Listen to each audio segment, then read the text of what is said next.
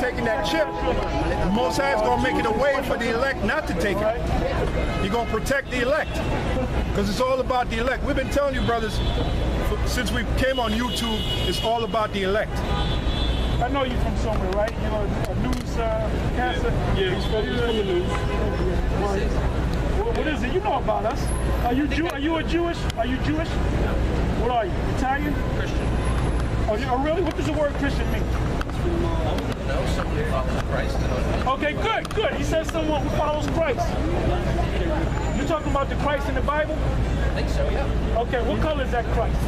No idea. No idea. So you don't read the Bible? Yeah, I've read the whole thing, actually. You read the whole Bible? Yes, I did. So then you would know the color of Christ. I don't remember that being mentioned. I may have missed it. Give me that. Since he missed it, we're going to refresh his memory. Since he read the whole Bible.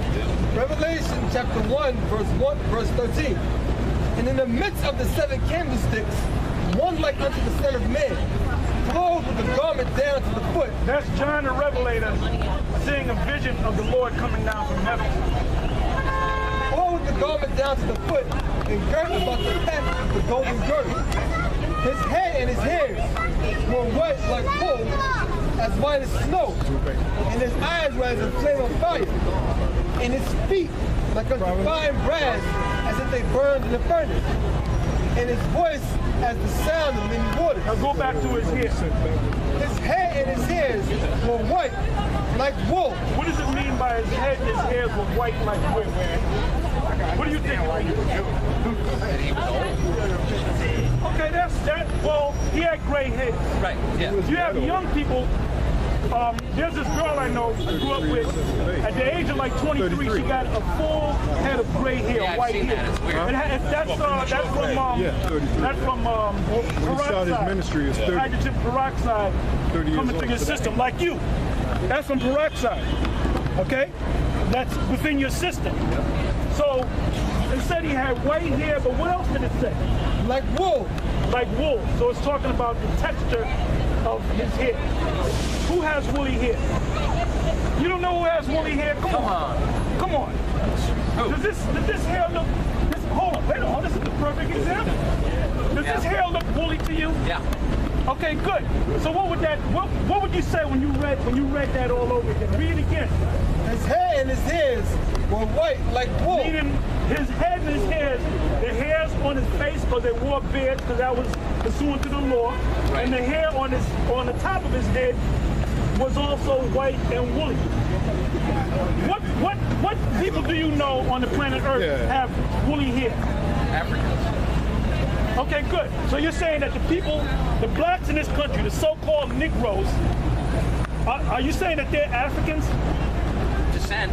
No, they're Americans, but so-called. But are you saying that the so-called the Negroes, the African Americans, Right. all right, are you saying that they descend from Africa? Yes. Okay, now listen. Egypt again. This is Moses speaking to the children of Israel in the wilderness.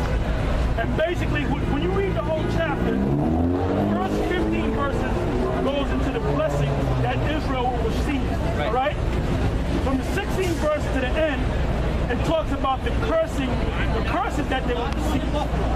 So we're reading about the curses. And this is one of the main curses that was going to befall the children of Israel. There was another. Go ahead. And the Lord shall bring thee into Egypt again with ships, by the way whereof I spake unto thee. Thou shalt see it no more again. And there you shall be sold unto your enemies for bondmen and bondwomen, and no man shall buy you. Now, the children of Israel were born as a nation in Egypt. There's no record of the Israelites or the children of Israel, us, going back into Egypt, going into slavery again. So it's got to be talking about another Egypt.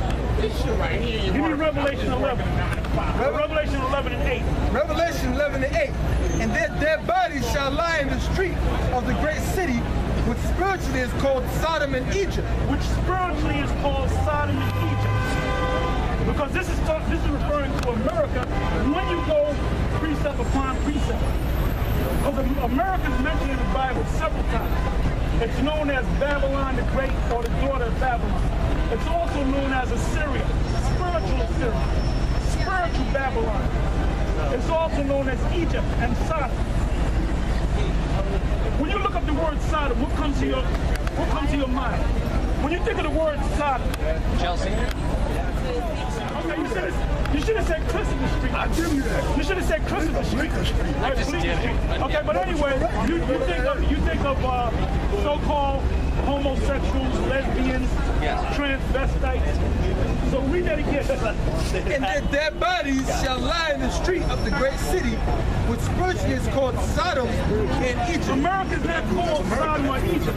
It says it's spiritually called Sodom and Egypt. The word Sodom, like I said, the first thing that came to his mind was Chelsea. Yeah. All right? On the dollar bill, the official language of the United States is what? English, right? It's not the official, but it's practical. Everything's written in English in America. Yeah, it is. Okay? Yep. When you want to register a car, they give you an application in English, Yes. not in Swahili or Russian. All right. This is the so-called American dollar bill. It's nothing but a Federal Reserve note. If you look, I don't know how good your eyes are. What does it say? Something in Latin that I can't pronounce. I knew it. Whoever this. Yes. What does it say on the bottom? Get that.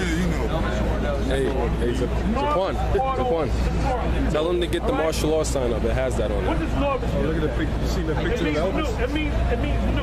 Right? Like you pass it. Order means order in the Latin. Yeah. The Torah means secular. That's Elvis. Another one. Hey, Silver. Oh, the chip. The chip one. The chip sign. in the Eagles. The chip. Yes. The chip sign has it. Yeah, the chip, yeah, that has it. Right there. Good. What does he put out of many one? This guy, the so-called great president, the father of our country. I'm talking about Obama. I'm not talking about him. I'm talking about Obama. He's our new father, right? Right. Being he's a black man. When he passed, when he I guess they call it overtime. Don't ask, don't tell. He said when he made that speech, he said, "For we are not a nation of don't ask, don't tell." He said, "We are a nation out of many one." And what he said in English was the pluribus unum. Yes. Why would he say that? I don't guess it's like the national motto, sort of. But it's in Latin. Yeah, it's a good point. It's in Latin. Why is everything written in Latin if the official language of the United States of America is English? Because this is the Roman Empire all over again. This is the Roman Empire coming back. I'll use the word that's reincarnated. Is that good or bad? Well, it's good for